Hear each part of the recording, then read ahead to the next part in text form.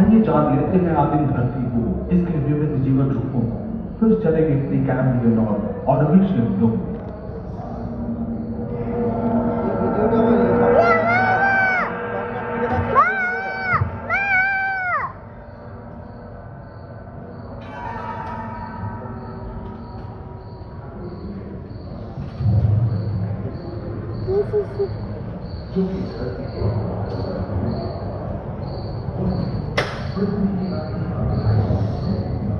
कहते हैं कि 460 करोड़ वर्ष प्रचंड धूल के बवंडर से हमारे सौर जगत का जन्म हुआ। धीरे धीरे शीतल होने लगी, बहुत सारे गैसें बाहर निकलने लगी और पृथ्वी के चारों ओर वायुमंडल के रूप में छा गए। इन गैसों ने बिजली की कड़क और बादलों की गरज से मिलकर एमाइनो एसिड का निर्माण किया। प्राय 350 करोड़ वर्ष पहले प्रथम एक कोशिका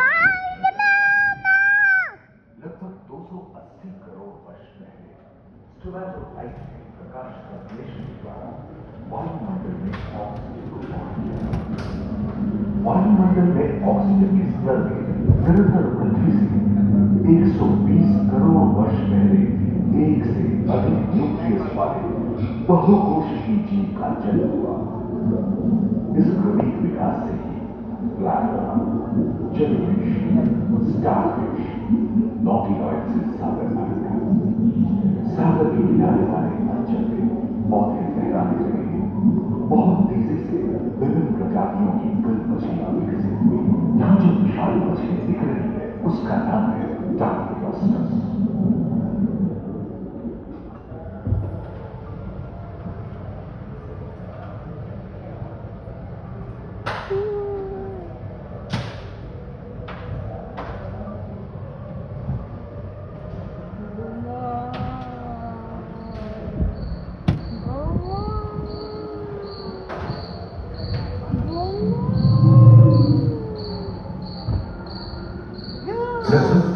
करोड़ वर्ष पहले धरती पर पेड़ पौधों का जन्म हुआ, जो बढ़ते गए और घने जंगलों में बदल गए।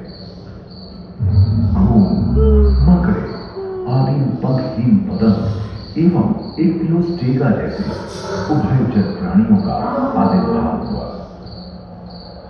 सरीसृप जैसे स्तनपायी डायमेट्रोडोन प्रकट हुए, जिसकी पीठ पर नौका के पाल की तरह एक अंग था, जो ताप को नियंत्रित रखने में मदद करता था।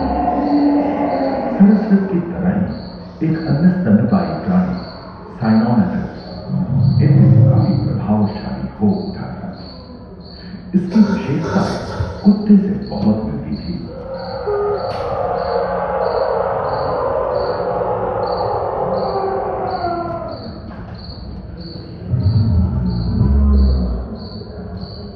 प्राय 1 मीटर तक पंख फैलाने में सक्षम ड्रैगन फ्लाई, साथ ही दिलचिट्टे, बीटल एवं बिच्छू पृथ्वी के चारों ओर फैल गए थे। धरती में पाए जाने वाले अधिकांश कोयले ही कार्बोनिफेरस युग के मृत पौधे से उत्पन्न हुए थे, जो कि धरती के अंदर दब गए थे।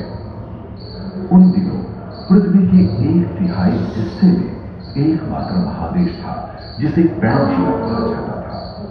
जलवायु गर्म रहती थी। भूभाग पर प्रागैतिहासिक सरीसृपों का शासन था, जिन्होंने शुष्क जलवायु के साथ खुद को ढाल लिया था।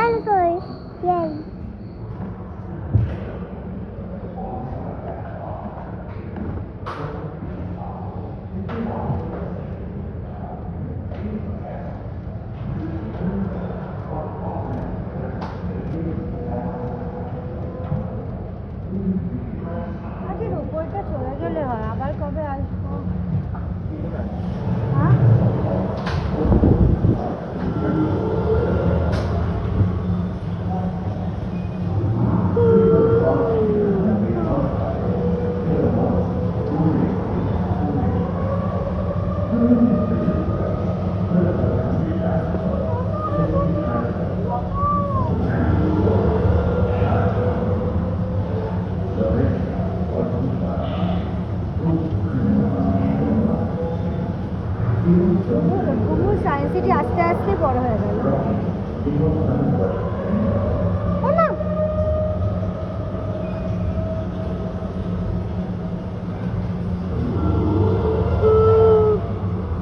কবে থেকে সায়েন্স সিটি আসছিস বল?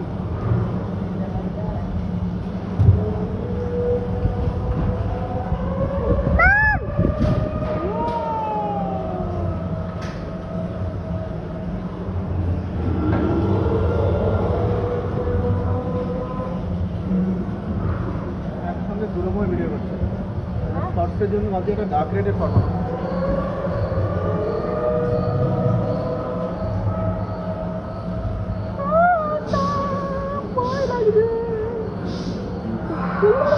হয়ে আছে, হয়ে যাচ্ছে কেন? মোবাইল দেখছে কিন্তু অ্যাকচুয়াল দেখছে কি? হয়ে যাচ্ছে কেন? অ্যাকচুয়ালি কি দেখছে না?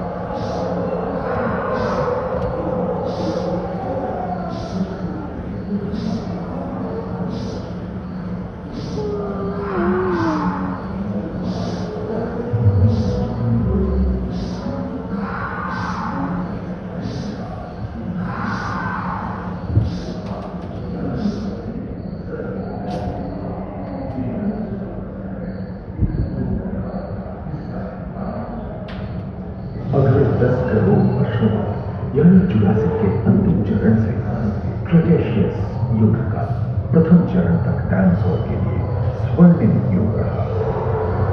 जलवायु में नमी की मौजूदगी से पृथ्वी पेड़ पौधों से भर उठी थी। मम्मी, ओ तो डायनासोर तो भर पावे।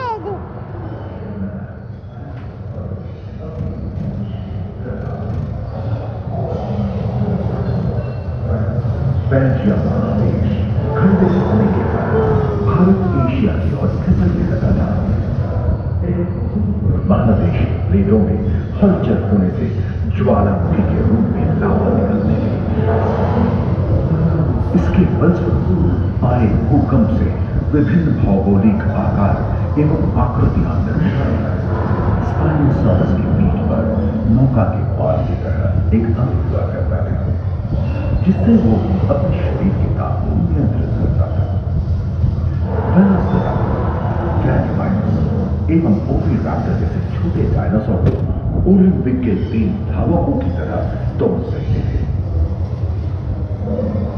पैरासाउरोपस और ओरिथोसॉरस के सिर पर कलगी होती थी।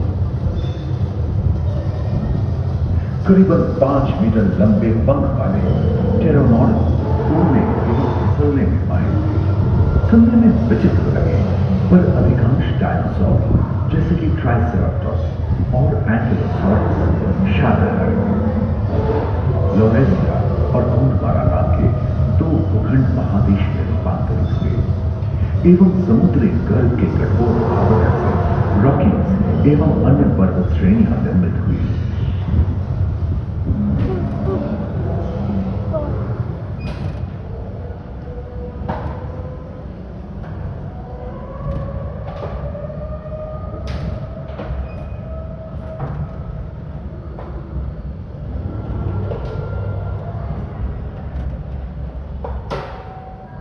भूमध्य रेखा के पास आबवा में उष्णता बनी रही, परंतु नदियां सूखने लगी थी एवं जंगल कम होने लगे थे।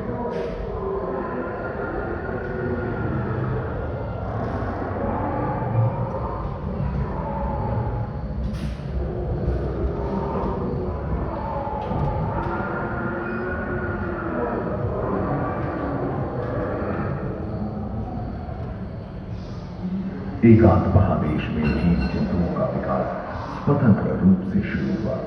सबसे पहले पुष्प वाले पौधे धरती पर विकसित हुए एवं परागण के लिए कीट पतंगों के साथ संपर्क स्थापित हुआ। वे तेजी से धरती पर बढ़ने लगे।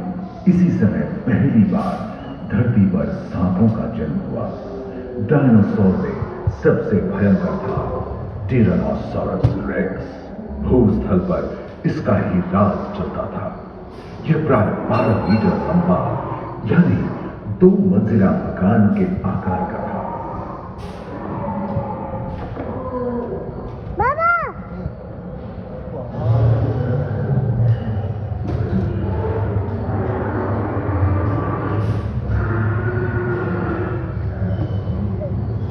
देखेंगे हम डायनासोर बोल रहे हैं, देखो डायनासोर बोल रहे हैं, पूछ के लेकर का इस्तेमाल करते हैं।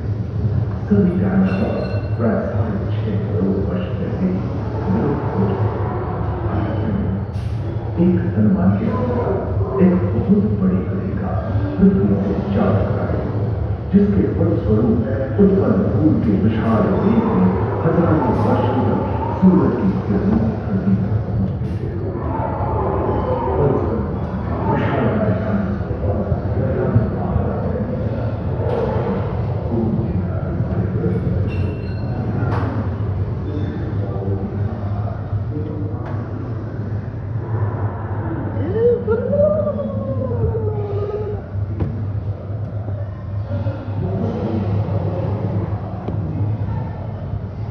এরকমই বলছিলাম।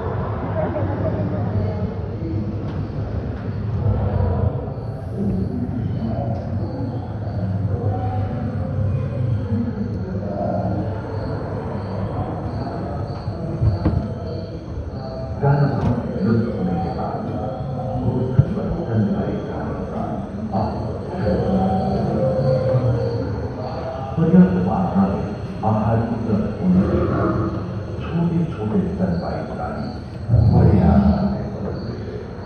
इसी तरह बड़े बड़े शाकाहारी एवं मांसाहारी स्तनपायी प्राणी धरती पर नजर आते हैं।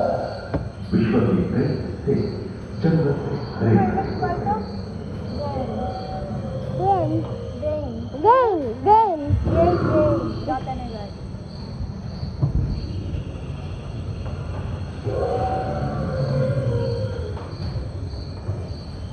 हाथी के पूर्वज डायनोथेरियन और घोड़े के पूर्वज यूहिपस की उत्पत्ति हुई, जो आज के हाथी और घोड़े में रूपांतरित हुए।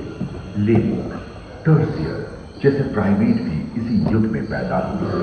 खोखली अस्थियों वाले आज के दिनों के पक्षी इन्हीं दिनों जन्मे थे। डायाट्राइमा जैसे बड़े एवं उड़ने में अक्षम पक्षी उन जगहों में रहते थे जहां मांसाहारी बड़े स्तनपायी प्राणी नहीं मिलते थे। एक एवं बंदरों का जन्म लगभग 1 करोड़ वर्ष पहले हुआ था। इस समय आदि मनुष्यों का भी आविर्भाव हुआ। जलवायु में शीतलता आने लगी एवं ध्रुवों पर बर्फ की चादर।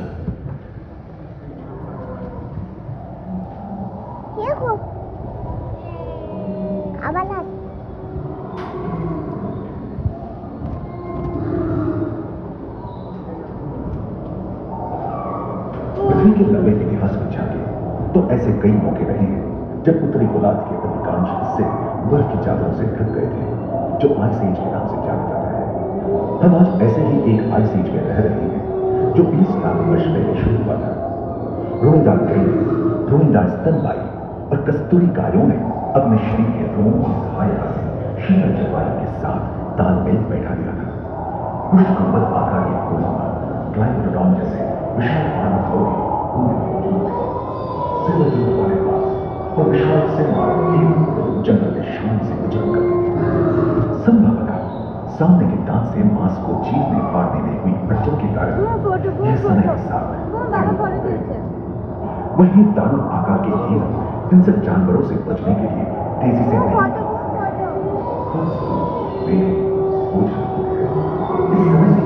आधुनिक मानव का क्रमिक विकास शुरू हुआ और विशाल का स्तनपायी प्राणी धीरे धीरे